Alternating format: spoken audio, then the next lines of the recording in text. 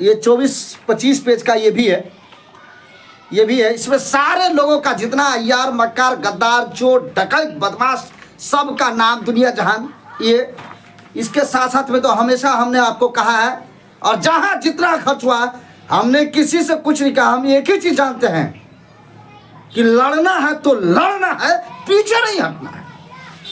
और इसको तो आप लोग हमेशा देखते हैं। साथ ही साथ सुप्रीम कोर्ट का कि बीच खेल में नियम नहीं बदल सकते, वो भी प्रिंट आउट 45 पेज का, प्रिंट आउट 45 पेज का जाके हाई कोर्ट में हमने निकलवाया। और ये सारे सुप्रीम कोर्ट के ये जजमेंट, आर्थिक आपराधिक इकाई का ये रिपोर्ट, ईओयू का ये रिपोर्ट, साथ ही साथ में ये, उसके अलावा अभी जो गिरफ्तार मुख्य आरोपी संजीव मुखिया, नाम सुना है ना आपने? बाप रे बाप, आजो पेपर में आया, आजो दर्जन भर से ज्यादा एग्जाम का पेपर वो लीक करवाया, दर्जन भर से ज्यादा। और आप सब जानते हैं कि जब तक के आयोग से कोई मिली भगत नहीं होती है तब तक के कोई भी इंसान कुछ नहीं कर सकता है। काम छोटा हो या बड़ा मिल करके होता। अरे ये तो छोटी मछली है, बड़ी मछली तो आयोग में है। आयोग के अधिकारी को पकड़ो ना, सारा खेल खत्म हो जाएगा और दूध का दूध, पानी का पानी निकल जाएगा। मिली भगत से ये सारा काम हुआ। संजीव मुखिया जो बीपीएससी टीआरई 2 का मुख्य आरोपी और टीआरई 3 का, टीआरई 3 के जांच में टीआरई 2 का खुलासा हुआ कि इसका भी पेपर लीक था। नहीं तो बाप रे बाप, इस 100 से पार चला गया था, कट ऑफ 100 से पार। सबको पता है, आप सब जानते हैं। कहाँ से भाई, आसमान से पढ़ के आया था। प्रतियोगिता परीक्षा, कंपटीशन का कोई भी परीक्षा हो, इतना कट ऑफ गया है कहीं? 100 से पार, 125, 110, 105, 95, 90, 98, 92, 85, अब 85 से ऊपर है, ओकरा से नीचे कुछ नहीं है सब सब्जेक्ट में। ये बताइए, 85 से ऊपर सारे सब्जेक्टों में। और वही अगर भाषा अर्हता के साथ में अगर रिजल्ट जारी होता ना तो सीधे आ जाता 60 पे, परसेंटेज 60। क्यों? इसलिए कि भाषा में 70% लोग फेल थे। और प्रेस कॉन्फ्रेंस करके ऑन रिकॉर्ड फरार अतुल प्रसाद कहां है, कहां चला गया भाई, कोई पता नहीं चल रहा है। तो हम उलूल जुलूल नहीं, हम साक्ष्य के साथ में, सबूत के साथ में हम बात करते हैं। साक्ष्य और सबूत रख करके बात करते हैं। वो मर्द नहीं जो डर जाए हालात के खूनी मंजर से। उस दौर में जीना लाजिम है जिस दौर में जीना मुश्किल हो। और बड़ा दिल जलो से तुम्हें कभी काम नहीं, जला के खाक न कर दूं तो मेरा नाम नहीं। सुप्रीम कोर्ट तक के खदेड़ेंगे। सुप्रीम कोर्ट का ये जजमेंट, सुप्रीम कोर्ट का खंडपीठ का है, एक जज का नहीं है। ये सुप्रीम कोर्ट का जजमेंट, बीच खेल में नियम नहीं बदल सकते। और हाई कोर्ट को तो इस जजमेंट का फॉलो करना ही पड़ेगा, चाहे हंस के करे या रोक के करे। आर्थिक आपराधिक इकाई की रिपोर्ट सरकार की रिपोर्ट है, किसी एनजीओ या किसी कमिटी या शिक्षा विभाग या दुनिया जहां छोटे मोटे दुनिया, उनकी रिपोर्ट नहीं है। वो सरकार खुद कर रही है कि पेपर लीक हुआ था। तो हम तो कैंसिल के लिए बात कर रहे थे और हम तो अर्हता पे कहे थे कि अर्हता वाले को, क्वालिफाइंग पेपर वाले को आप लोग हटाया क्यों। लेकिन एक तो तीसरा मैटर आ गया कि पेपर भी लीक था, तब तो और हम मजबूत हो गए, और हम मजबूत हो गए ना। ये जब ये आया ना, ये जो आया तब तो हमारा कलेजा इतना बड़ा हो गया कि हम तो क्वालिफाइंग पेपर के हटाने की बात कर रहे थे नोटिफिकेशन में संशोधन की बात कर रहे थे कि दर्जन भर से ज़्यादा संशोधन। ये तो जब जो पेपर लीक की भी बात सामने आ गई तो हमारा कलेजा इतना बड़ा हो गया, हमारा साक्ष्य मजबूत हो गया, हमारा सबूत मजबूत हो गया। किसी को घबराने की ज़रूरत नहीं है। लेकिन हाँ, एक बात ज़रूर कहूँगा कि ये जो खबर, ये जो वीडियो है, ये पूरे भारत के कोने कोने तक के पहुँचाओ मेरे भाई मेरी बहन, क्योंकि जितने संगठित हम लोग होंगे उतनी ताकत मजबूत होगी और एक बड़ा आंदोलन, विशाल प्रदर्शन, क्योंकि ये इलेक्शन का टाइम है, ये इंसाफ मिलने का टाइम है।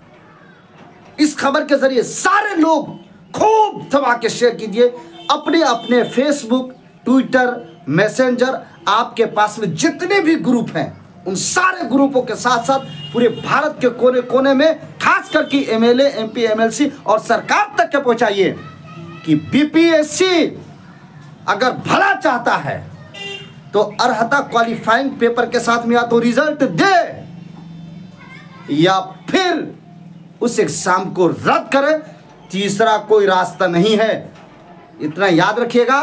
सुप्रीम कोर्ट का ये जजमेंट आर्थिक आपराधिक इकाई और ये गुनाह जो कबूल किया है ना, सब कहाँ कहाँ से, बाप रे बाप, ये तो साफा लिखा हुआ है कि जेल से फोन कर सबूत मिटवाया। यहाँ पे जेल से फोन करके सबूत मिटवाया। अच्छा, कोचिंग संचालक जांच के घेरे में। उसके बाद क्या कहा है कि पेपर लीक हुआ था कहाँ से, बिहार शरीफ ले जाने वाली पिकअप जो गाड़ी थी उससे पेपर लीक हुआ था। आई 5,000 7,000 रुपये, बाप रे बाप, बताइए तो। उसके बाद में 10 लाख 15 लाख 20 लाख में जाके सेटिंग किया था। हम भी सोचने पर मजबूर हो गए भाई, ये कहाँ कहाँ ये 100 सवा 100 90 95 कट ऑफ ऐसे कैसे हो गया। इस सारे उत्तर प्रदेश से लेकर 2800 राज्य का लड़का एकदम भर गया। अब भी बिहार वाला नदारत, बिहार वाला ऊपर ताके, हे मालिक हे मालिक हे मालिक कर रहा, सब तैयारी दिन रात करके, बाप रे बाप। अब ये हाल है। और मुख्य आरोपी संजीव मुखिया गिरफ्तार हुआ। आज के पेपर में दर्जन भर से ज्यादा गुनाह कबूल किया हुआ। आप ईमानदारी पे बताइएगा, ईमानदारी पे आप बताइएगा कि जब गुनाह कबूल कर लिया उसके बाद में एग्जाम और उसकी बहाली को रहना चाहिए या रद्द करना चाहिए।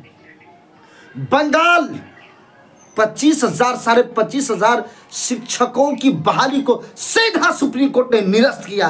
सबको मालूम है, सबको मालूम है। और ये इतना मजबूत ये साक्ष्य है, ये सबूत है। अब क्या चाहिए। और हमारा तो यही कहना है कि निकालो रिजल्ट अर्हता के साथ में, नहीं तो जान नहीं छोड़ेंगे। या तो निकालो या फिर एग्जाम को रद्द करके दोबारा एग्जाम लो। दूसरा कोई बाप ये बताइए, ट्रेन लेट, ट्रेन लेट से 2 घंटा आगे पीछे कर दिया। बताइए तो ये बीरबल की खिचड़ी पक रही है। कोई धर्मशाला है, ये कोई धर्मशाला है। पास लड़का फेल और फेल लड़का पास। बताइए आप, ये सब अतुल प्रसाद इतना बड़ा कारनामा अंजाम दे करके, अरे हम लोग खामोश हैं। पूरे बिहार के अभ्यर्थी जो हम लोग खामोश है ना, बर्दाश्त करके है ना, वो खून खोल रहा है। जितना भी आपको बदलाव करना था एग्जाम से पहले करते, हम कुछ नहीं बोल रहे थे। और आज भी हम आप तक के अपनी बातों को कहना चाह रहे हैं कि नोटिफिकेशन में बदलाव कानून के ऊपर में हमला है। गाइडलाइंस, ट्रैफिक गाड़ियां जो चलती है, ट्रैफिक का कोई गाइडलाइंस है ना। अगर इस तरफ से इस तरफ चलेगा फट से फाइन कट गया, इस तरफ से उस तरफ चलेगा फाइन कट गया, क्योंकि गाइडलाइन है। तो सारे चीज़ों का पूरे भारत में जितने भी एग्जाम होते हैं सबके गाइडलाइंस होते हैं, सबका नोटिफिकेशन जारी होता है। क्या सवाल होगा, क्या पैटर्न होगा, क्या होगा नहीं होगा, उसके बाद वो सीधा मनमाना। एग्जाम से पहले आप नोटिफिकेशन में दर्जन भर से ज्यादा संशोधन कर दिया। अब उसके एग्जाम के बाद ये कीजिएगा आप, चंद लोगों को पास करने के लिए भारत के संविधान, भारत के आईन, भारत के कानून पे हमला करके शिक्षा को कत्ल करने का काम मुख्यमंत्री नीतीश कुमार जी ने, आपने किया, आपके विभाग ने किया, आपके अधिकारियों ने किया। और आप तमाशा और चुपचाप हैं, चुनाव में इसका जवाब मिलेगा, नहीं तो बीपीएससी आयोग बीपीएससी टीआरई 2 को रद्द करे या फिर रिजल्ट जारी करे क्वालिफाइंग पेपर के साथ। जितना साक्ष्य मजबूत है हमारा टीआरई 2 को रद्द करने के लिए, किसी के पास कुछ भी नहीं है। सिर्फ जो है ऐसे अलबल उल्टा सीधा बोल सकता है, फ्रंट पे आकर के लड़ाई नहीं लड़ सकता, सरकार के आंख में आंख डाल करके बात नहीं बोल सकता। वो अपना यूट्यूब चला सकता है, लेकिन ये इंसान बिहार टीईटी प्रदेश अध्यक्ष होने के नाते, बीपीएससी के अभ्यर्थी और उम्मीदवार होने के नाते लगातार सरकार, शिक्षा विभाग और आयोग पे हमारी जबान है और हमारी बात, हमारी खबर वहां तक के लगातार हम पहुंचाने की कोशिश करते हैं। साथ ही साथ अभ्यर्थियों और उम्मीदवारों से यही मैं कहना चाहता हूं कि पीछे हटने की कोशिश नहीं, सरकार को सुप्रीम कोर्ट तक के खदेड़ेंगे हम। ये हम लगातार बोल रहे हैं और मेरा बोलने का मकसद सिर्फ एक है कि मजबूती के साथ लड़ाई लड़िए, मजबूती के साथ।